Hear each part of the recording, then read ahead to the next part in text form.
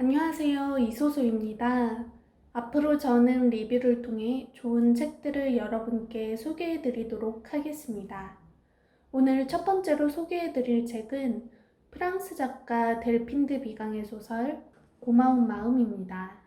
고마운 마음은 작가가 기획한 인간관계에 대한 짧은 소설 시리즈 3부작의 두 번째 작품인데요. 소설은 하루에 몇 번이나 고맙다고 말하는지 한 번쯤 생각해 본 적 있나요? 라고 묻는 마리의 물음에서부터 시작합니다. 그리고 마리가 고마운 마음을 표현하고 싶었던 미시카 할머니의 마지막 날들을 회상하며 소설은 전개됩니다. 나이가 든다는 것, 늙음이란 무엇일까요? 고마운 마음의 저자 델핀드 비강은 이렇게 말합니다. 나이가 든다는 것은 잃어버릴 줄 아는 것이다. 주어졌던 것을, 쟁취했던 것을, 자격을 갖추고 있던 것을, 투쟁했던 것을, 영원히 가지리라 생각했던 것을 잃어버리는 것이다. 고마운 마음속 미시카는 오랜 시간 동안 신문사에서 교정교열 업무를 담당하며 단어에 능통했던 사람이었는데요. 점차 나이가 들어가며 실어증을 앓게 되고 그로 인해 조금씩 단어들을 상실해 갑니다. 그러나 그녀의 곁에는 어린 시절 조울증을 겪는 엄마로부터 방치되어 살아오던 마리, 그리고 미시카의 실어증을 치료하는 언어치료사 제롬이 함께합니다.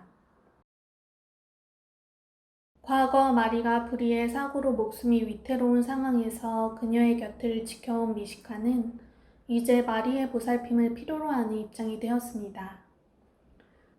하지만 그녀는 마리에게 병원에 자주 찾아오지 말 것을 당부합니다.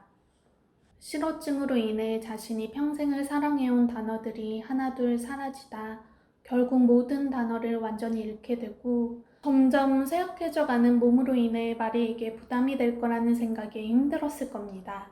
하지만 마리는 어린 시절부터 줄곧 자신의 곁을 지켜준 미시카 할머니에 대한 고마운 마음을 결코 저버릴 수 없었습니다.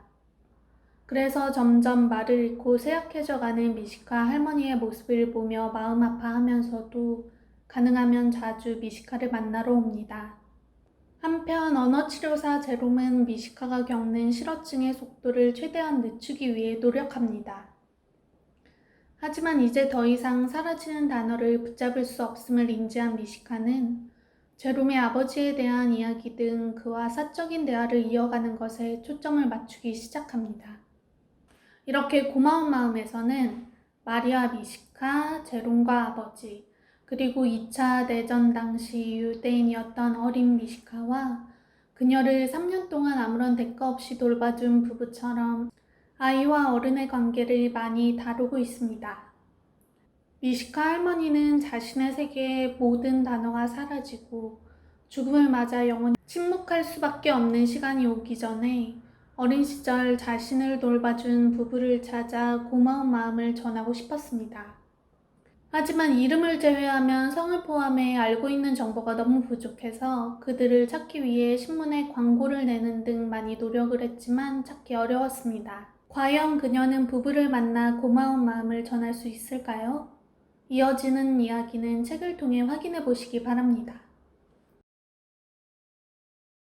이 책은 얇고 가독성이 좋아서 빠르게 읽히지만 책을 다 읽어가는 게 아쉬워서 한 문장 한 문장 천천히 곱씹어 보던 작품입니다. 그만큼 이 책을 구성하는 모든 문장이 아름다웠습니다. 할머니가 실어증으로 인해 자신이 생각하는 적절한 단어를 찾지 못하고 다른 방식으로 얘기하는 모습은 우리에게 웃음을 주는 동시에 서글픔을 느끼게 합니다. 이러한 감정은 제롬의 말에서 더 깊이 느낄 수 있었는데요. 그 중에서도 특히 제 마음을 울렸던 몇 구절을 읽어드리도록 하겠습니다. 그녀의 말투는 몇 주 만에 더 느리고 더 들쑥날쑥하다. 때로는 말을 하다 말고 멈춰서 할 말을 완전히 잃어버리거나 혹은 떠오르지 않는 단어를 포기하고 곧바로 다음 문장으로 넘어간다. 나는 그녀의 생각을 따라가는 법을 터득한다. 내가 졌다. 나는 그 사실을 안다. 나는 이렇게 상황이 확 달라지는 지점을 안다. 그 원인은 모르지만 결과만은 가늠한다. 싸움에서 졌다. 하지만 포기해서는 안 된다. 절대 그럴 수 없다. 그렇지 않으면 더더욱 나빠질 것이다. 끝없이 추락할 것이다. 싸워야만 한다. 단어 하나하나 필사적으로. 아무것도 양보해서는 안 된다. 자음 하나, 모음 하나도. 언어가 없다면 과연 무엇이 남을까?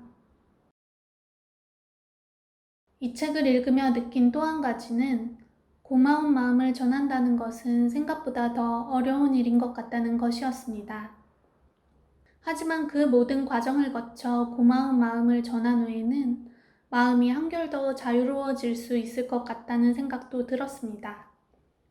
말과 마음, 그리고 마음을 주고받는 사람이 사라지기 전에 여러분도 자신의 진심을 전해보셨으면 좋겠습니다. 이상 이소소의 오밀조밀 책 리뷰 첫 번째 작품 고마운 마음이었습니다. 밤이 내렸다. 꽃무늬 커튼을 닫았다. 미식가는 천장의 노란 불빛을 받으며 서 있다. 방 한가운데 홀로 서서 그녀는 조용히 움직임을 이어간다. 처음에는 신중하게, 그 다음에는 무모하게. 그녀는 춤을 춘다. 미식가는 두 팔을 활짝 펼친 다음 다시 몸쪽으로 접으며 두 손으로 어깨를 감싼다. 마치 누군가를 잡으려고 하는 듯, 아이를 안고 조용히 흔드는 듯, 잠시 그녀는 자기 몸을 안는다.